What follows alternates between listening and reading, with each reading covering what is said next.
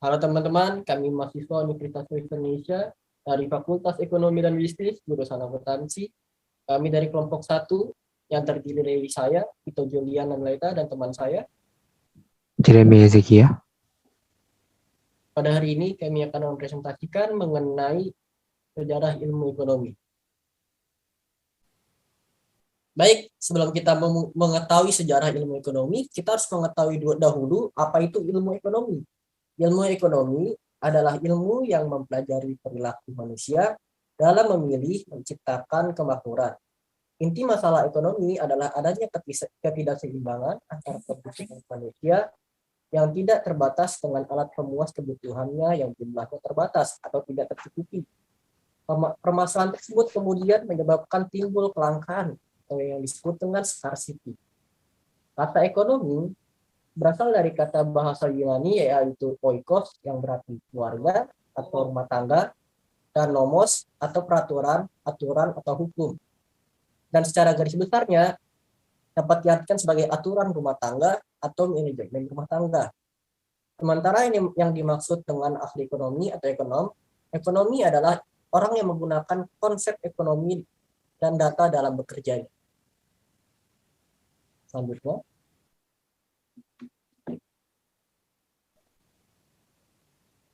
Berikut ini merupakan materi dari kelompok kami. Yang pertama ada era klasik yang terkenal dengan seorang bapak ahli ekonomi yaitu Adam Smith, dan di era modern terdapat bapak ekonomi selanjutnya yaitu John Maynard Keynes.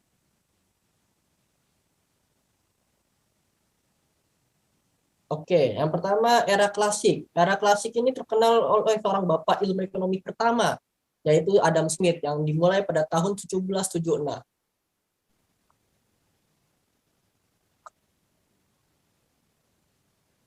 Baik, yang pertama, Adam Smith adalah seorang ekonomi yang menulis buku The Wealth of Nations, di mana ia merinci sistem ekonomi politik pertama. Ekonomi saat itu memiliki gagasan bahwa kekayaan suatu negara paling baik diukur dengan simpanan emas dan peraknya. Smith mengusulkan bahwa kekayaan suatu negara harus dinilai bukan dengan metrik ini, tetapi dengan total produksi dan perdagangannya. Pada saat ini, hal itu disebut dengan produk domestik bruto atau bisa disebut dengan PDB. Adam Smith sering disebut sebagai orang yang mengembangkan ilmu ekonomi pada abad 18 sebagai salah satu cabang tersendiri dalam ilmu pengetahuan. Melalui tulisannya yang berjudul The Wealth of Nations, Smith mencoba mencari tahu sejarah perkembangan negara-negara di Eropa. Sebagai seorang ekonom, Smith tidak melupakan akar moralitasnya, terutama yang tertuang dalam The Theory of Moral Sentiment. Dalam bukunya, Smith menyatakan bahwa dengan adanya kebijaksanaan dan keadilan, maka suatu masyarakat dapat bertahan. Hal ini merupakan pendekatan yang terbentuk dari reaksinya terhadap paham perdagangan bebas yang ia tuliskan dalam buku sebelumnya. Perkembangan sejarah dari ekonomi ini menginspirasi banyak ekonom pada saat ini.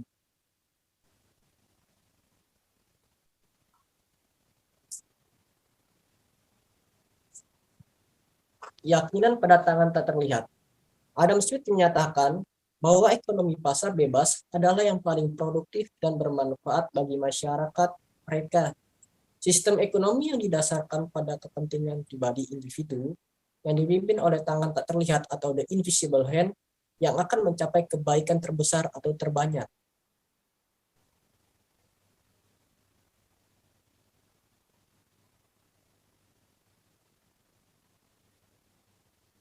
Teori Adam Smith.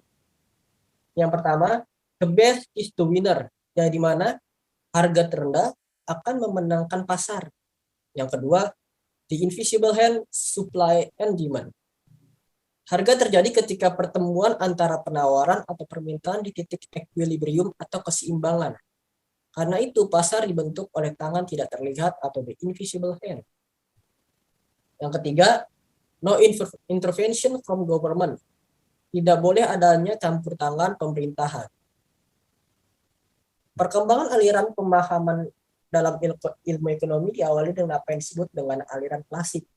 Aliran ini menyatakan bahwa ekonomi merupakan sesuatu yang mengatur dirinya sendiri.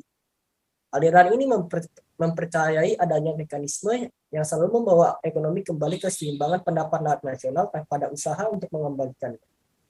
Adam Smith saat ini menekankan adanya invisible hand dalam mengatur pembagian sumber daya, dan oleh karena peratnya, pemerintah menjadi sangat dibatasi karena akan mengganggu proses jalannya pasar. Konsep invisible hand kemudian direpresentasikan sebagai mekanisme pasar melalui harga sebagai instrumen utamanya. Dalam buku The Wealth of Nations dan para filantrop dalam buku The Theory of Moral Sentiment, perkembangan ini juga menginspirasi banyak seorang ekonom-ekonom dari berbagai mancanegara.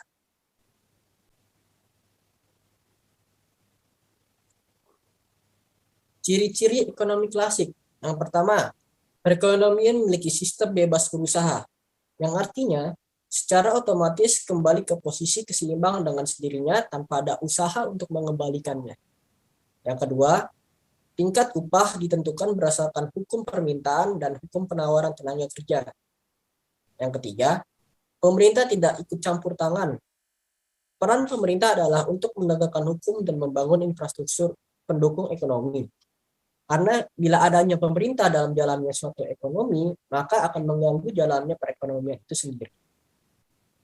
Yang keempat, penjual dan pemberi secara otomatis membentuk sebuah harga pasar atas barang tersebut. Selanjutnya,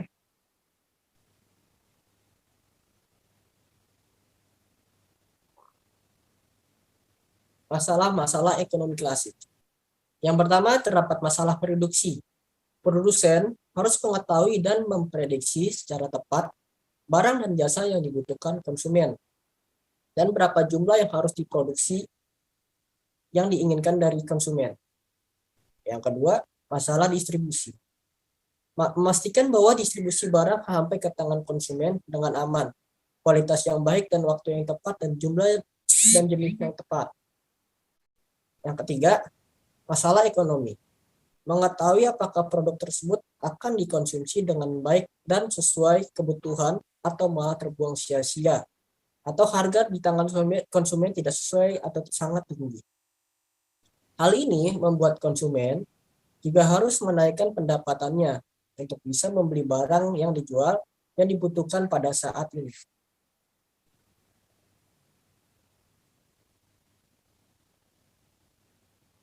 Kesimpulan dari era klasik. Ilmu ekonomi adalah ilmu yang mempelajari tingkah laku manusia dalam usahanya untuk mengalokasikan sumber daya yang terbatas untuk mencapai tujuan tertentu. Itu merupakan perkataan dari Adam Smith.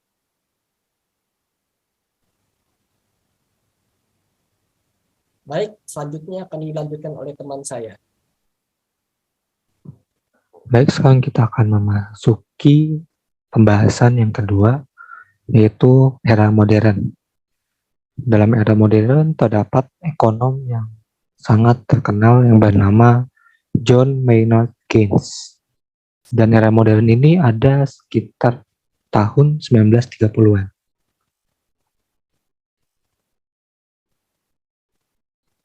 Ekonomi modern. Aliran klasik mengalami kegagalannya setelah terjadi depresi besar tahun 1930-an yang menunjukkan bahwa pasar tidak mampu bereaksi terhadap gejolak di pasar saham. Keynes mengajukan teori dalam bukunya yang berjudul General Theory of Employment, Interest, and Money yang menyatakan bahwa pasar tidak selalu mampu menciptakan keseimbangan. Oleh karena itu, intervensi pemerintah harus dilakukan agar distribusi sumber daya mencapai sasarannya.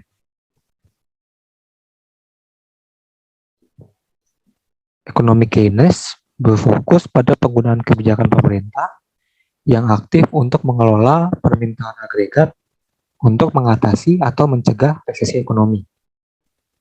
Kebijakan fiskal dan moneter aktivis adalah alat utama yang direkomendasikan oleh ekonom Keynesian untuk mengelola ekonomi dan mengurangi pengangguran.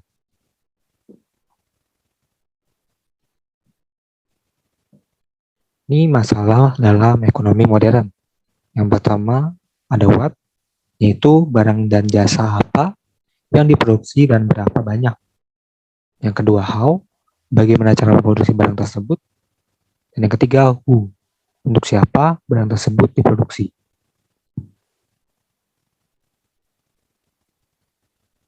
Yang pertama, barang dan jasa apa yang harus diproduksi dan berapa banyak. Produsen harus mengetahui dan menentukan barang dan jasa apa yang harus diproduksi dengan terbatasnya sumber daya yang ada. Juga berapa jumlah produk yang harus diproduksi dan berapa harga yang tepat untuk dijual. Semua ini harus diperhitungkan secara matang sebab keinginan dan kebutuhan manusia cepat sekali berubah. Tetapi sumber daya untuk membelinya sangat terbatas. Jadi apabila salah dalam perhitungan, produsen akan mengalami kerugian, bahkan bisa bangkrut karena barangnya menumpuk dengan sia-sia. Kedua, bagaimana cara memproduksi barang tersebut atau how? Sumber daya yang ada sangat terbatas dan produsen harus bisa menentukan teknik produksi yang paling efisien untuk mereka sehingga biaya produksi dapat ditekan. Dan berapa banyak jumlah karyawan, teknik apa yang harus digunakan, dan produsen juga harus menentukan apakah akan memproduksi dengan tenaga manusia atau bantuan mesin.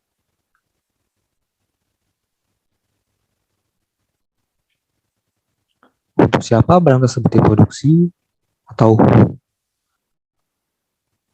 keuntungan dari barang dan jasa yang diproduksi bukan hanya milik konsumen saja, tetapi ada pihak-pihak lain yang akan menerima keuntungan, seperti karyawan yang mendapatkan pendapatan atau upah, penjual bahan baku yang mendapatkan bayaran atas apa yang ia jual, dan pemilik modal akan menerima bunga modal, produsen akan mendapatkan untung dari kenaikan nilai barang, dan distributor akan mendapatkan untung dari dia menjual barang tersebut. Karena itu, faktor ini harus sangat diperhitungkan.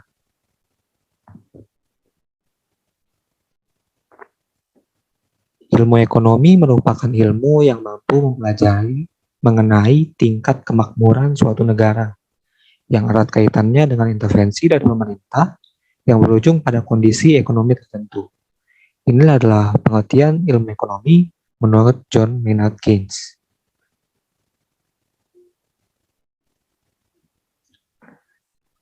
Berikut adalah hasil presentasi kami yang kami ringkas. Terdapat beberapa perbedaan antara ekonomi klasik dengan ekonomi modern. Pada ekonomi klasik, tentu bertujuan untuk mencapai kemakmuran.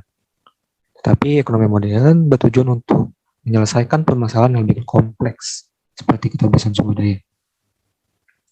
Lalu ekonomi klasik berfokus pada proses produksi, distribusi, dan konsumsi. Tapi ekonomi modern memiliki permasalahan bahwa barang apa dan berapa jumlah yang harus diproduksi, lalu bagaimana cara memproduksinya, dan untuk siapa barang tersebut diproduksi. Ekonomi klasik, sifat permasalahan yang dihadapi ekonomi klasik lebih sederhana, yakni hanya produksi, distribusi, dan konsumsi. Sedangkan pada ekonomi modern, sifat permasalahan yang dihadapi ekonomi modern jauh lebih kompleks. Karena mencakup bagaimana cara memperoleh sumber daya produksi. Yang terakhir, sumber pandang permasalahan ekonomi klasik dilihat secara lebih sederhana. Sedangkan sudut pandang permasalahan ekonomi modern dilihat lebih mendalam dan menyeluruh.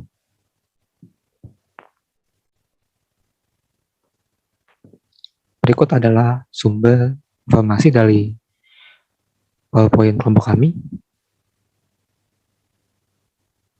Sekian presentasi dari kelompok kami mengenai sejarah ilmu ekonomi.